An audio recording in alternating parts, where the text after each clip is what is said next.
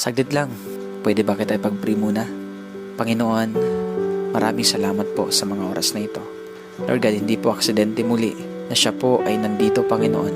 Bigla niya napanood ang video na to. Lord, I pray in the name of Jesus na anuman ang gumugulo sa taong ito, Panginoon, anumang ginagawa ng kaaway sa kanyang buhay, sa pamamagitan, Lord, ng mga problema, sa pamamagitan ng mga pagsubok, mga sitwasyon na matitindi sa kanyang buhay. Dalangin ko ngayon, Panginoon, bigyan mo siya, Panginoon, o God, na lakas na nanggagaling sa iyo. Ano man ang kanya pong dinadala sa mga oras na to, Panginoon. Lord, maaaring ang taong ito, wala po siyang ibang mapagsabihan sa sobrang bigat na kanyang nararamdaman. Maaaring ang taong ito ngayon, Panginoon, hindi po niya alam kung saan siya lalapit at kung ano po ang kanyang gagawin. Napatanong na siguro ang taong ito, Panginoon, na may Diyos kaya na nagmamahal sa akin?